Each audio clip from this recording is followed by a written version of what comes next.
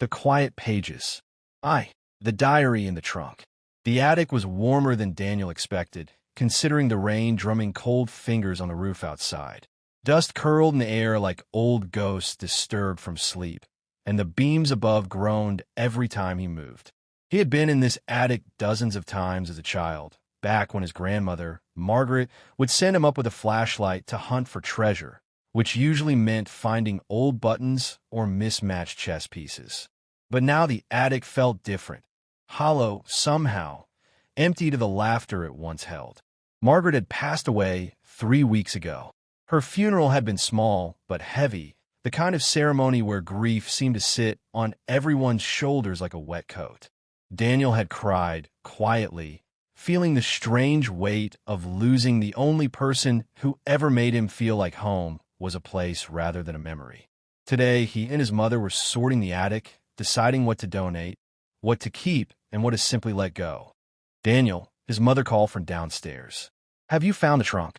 "Yes," he shouted back, brushing spiderwebs off his sleeves. "It's here." The trunk sat in its usual corner beneath the slanted roof.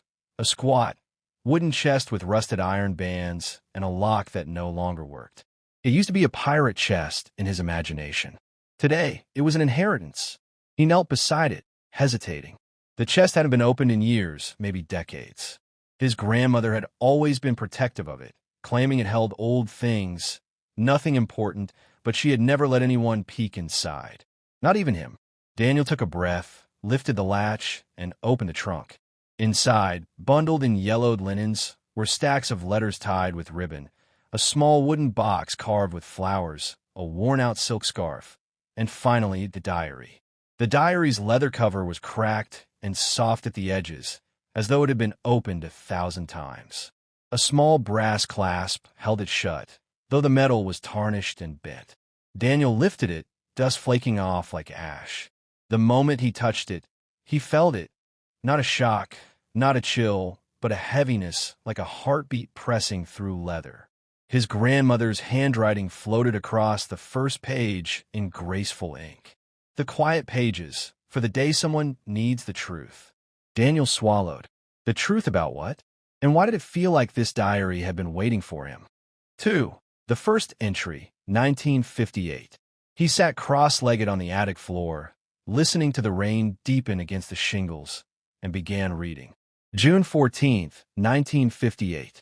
I am writing this because there are things that must be remembered, things I can no longer keep only in my mind. My mother says secrets are better buried, but I no longer agree. Someday, someone will need these pages. Someone will understand. Today I did something I never imagined. I want to visit the old Whitaker house. Daniel blinked. The Whitaker house. The story his grandmother always told as a joke. The haunted house where she and her cousins played. He had heard exaggerated versions all his life, but in her diary, the tone was different, gentle but serious. He kept reading. Margaret described the house as abandoned even back then, its windows boarded, its garden overgrown with brambles. She had gone alone, carrying a loaf of bread her mother baked, though she didn't explain why.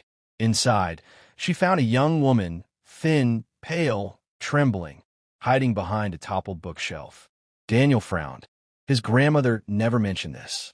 According to the diary, the woman's name was Elaine, and she could barely speak. She had fled from something, someone, and Margaret helped her, smuggling food and blankets when she could. But that wasn't the strange part. Every time Elaine spoke, she asked the same question. Is he gone? Daniel shivered and continued. 3. The family secret, seated. His grandmother wrote several entries about Elaine. How she seemed both terrified and relieved every time Margaret arrived. How she spoke of a man with eyes like winter, and how she feared he would find her even in her dreams. At first, the entries seemed like tales of a runaway, maybe an abused woman. But slowly, the entries took on a tone that unsettled Daniel. Elaine mentioned places she could not have been, countries Margaret herself had not yet heard of. She described events before they occurred, storms, accidents, even the sudden death of a minister in town. Margaret wrote, she knows things she shouldn't. Not guesses, not predictions, truths, as if time folds for her. Daniel paused. Was his grandmother writing fiction? Or is this real? He had always known her to be grounded, logical, bright, not delusional. The next entry made his skin crawl. Today she touched my hand and told me I would lose someone I loved before my hair turned gray. She said I mustn't be afraid because the loss would save a life that mattered. I asked her whose life. She only said, yours, and someone who will come after. Daniel's breath hitched.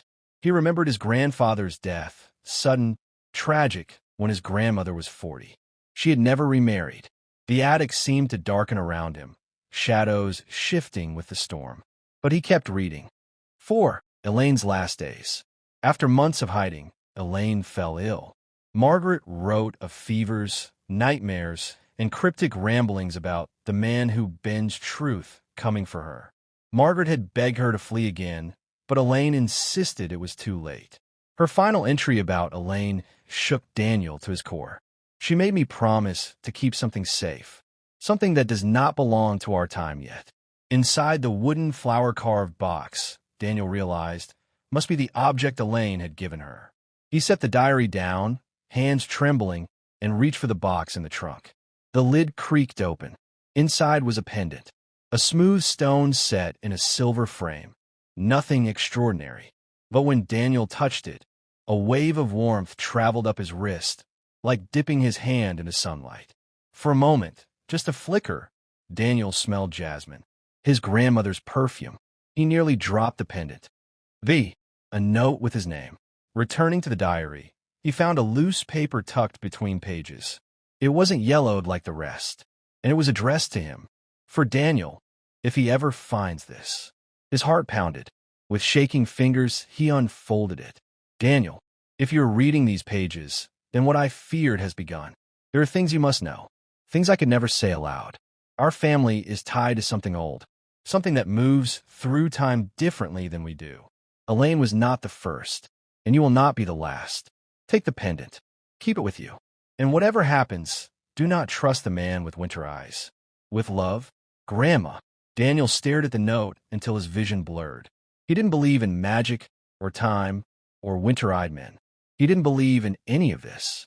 And yet, he felt something watching him, listening, waiting. The storm outside cracked like a whip. Daniel flinched. His phone buzzed in his pocket. A text. Unknown number. Is it open? His throat constricted. Another text followed.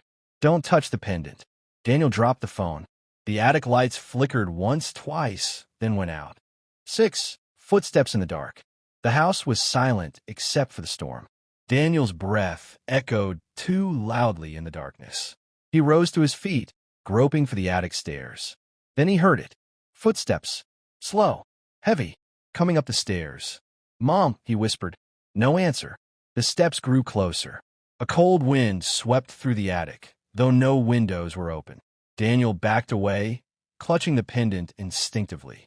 A voice drifted up the stairs, smooth, low, too calm for the growing terror in his chest. Daniel, the voice murmured, you found what isn't yours. The steps reached the top. A silhouette appeared, tall, still, unshakable, as if carved from shadow. Daniel froze. He couldn't see the man's face, but he could see his eyes. Pale, cold, winter. Daniel stumbled backward, tripping over the trunk lid. The man stepped into the attic fully, and Daniel felt the temperature drop. Frost crept along the wooden beams, spreading like veins of ice. The man smiled, though his eyes remained dead. You have something of mine, he said. Daniel clutched the pendant tighter. It belonged to my grandmother, he stammered. No, the man replied softly. It never belonged to her. It was merely kept safe. Until now. Daniel tried to breathe, but fear pressed down like a weight. The man stepped forward, the air freezing with each movement. You should not have opened the diary, he whispered. But now that you have, give me the stone. His hand extended. Daniel's instinct screamed. He bolted. 7. Running through time. He threw himself down the attic stairs, nearly slipping, and sprinted down the hallway. He could hear footsteps behind him, slow, deliberate, but somehow always too close. The pendant around his neck pulsed with heat. As he reached the living room, the lights flickered violently.